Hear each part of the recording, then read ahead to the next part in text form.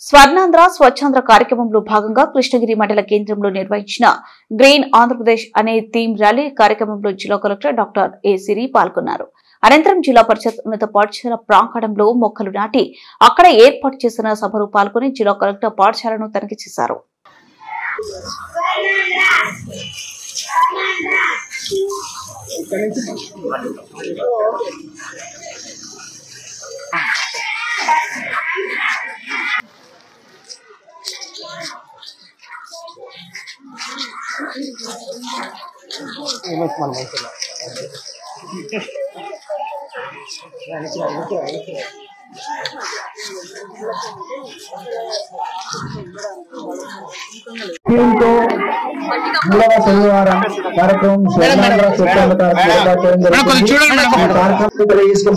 తీసుకుంటే మన కర్నూలు జిల్లాలో 7% మాత్రమే చెట్లు కవర్ అయి ఉంది. అది 33% టార్గెట్ అండి. 50% వరకు చెయ్యాలని చెప్పి ప్రభుత్వం నిర్ణయించింది. సో ఇంకా మనం 7%లోనే ఉన్నాం కాబట్టి మొక్కలు నాటడంలో మొక్కలు ఇంకా ఎక్కువగా నాటాలి. ఇదే విషయం మన పీడీ డ్వామా గారికి కూడా చెప్పడం జరిగింది.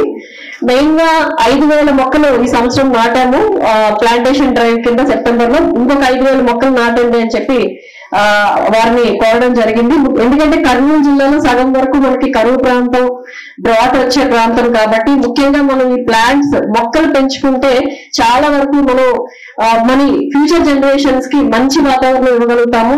మీ అందరికీ తెలుసు ఎక్కువ మంది పిల్లలు ఉన్నారు అండ్ ఎక్కువ మంది మహిళలు ఉన్నారు ఇక్కడ. మొక్కలు నాటితే అందరికీ మంచిదండి. పొల్యూషన్ తగ్గుతుంది, గ్రౌండ్ వాటర్ రీఛార్జ్ అవుతుంది. ముఖ్యంగా మనకి ఏదైతే ఆక్సిజన్ మనకి కంపల్సరీ అవసరమో, మనకి కోవిడ్ టైంలో ఆక్సిజన్ కావాలి అని చెప్పి చాలా మంది అనుకున్నాం. ఆక్సిజన్ అనేది చాలా చాలా ఇంపార్టెంట్ వాయువు మనకి. సో ఆక్సిజన్ పెంచే కార్యక్రమం అవుతుంది ఇది. కాబట్టి మొక్కలు అందరూ నాటాలి. నాటిన మొక్కల్ని ఇందాక వక్తలు చెప్పినట్టు దత్తత తీసుకొని దాన్ని బాగా పెంచుకోగలగాలి. అండ్ వాళ్ళకు కూడా మంచి అలవాట్లు నేర్పించాలి. అలాగే మన కొంతమంది ఏం చేస్తున్నారంటే మన ఇంటికి జాగ్రత్తగా చూసుకుంటున్నారు, పైన పడేస్తున్నారు, రోడ్డు మీద చెత్త పడేస్తున్నారు, రోడ్డు మీద ఎలా ఉన్నా పర్లేదు అనుకుంటున్నారు.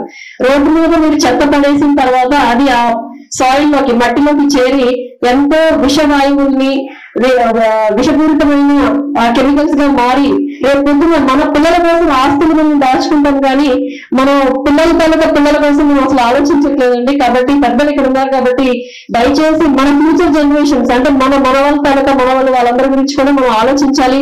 వాళ్ళకి మనం ఈ వ్యర్థాలన్నీ మనం భూమిలో పెడితే భూమికి చాలా హానికరం. ఎందుకంటే రైతులు కూడా చాలా మంది ఇక్కడ ఉన్నారు. మీరందరూ కూడా భూమాత మీద ఆధారపడి బ్రతుకుతున్నారు కాబట్టి దాన్ని మనం పాడు చేసుకోకూడదు. కాబట్టి చెత్తని కంపల్సరీగా సెగ్రిగేట్ చేసి ఇక్కడ మన గ్రీన్ అంబాసిడర్స్ వాళ్ళకి ఇస్తే కంపల్సరీగా వాళ్ళు SWPC షెడ్ కి చేర్చి దాన్ని మళ్ళీ రీసైకిల్ చేసి దాంట్లోంచి కూడా మళ్ళీ డబ్బులు తెచ్చుకునే అవకాశం ఉంటుంది. అలా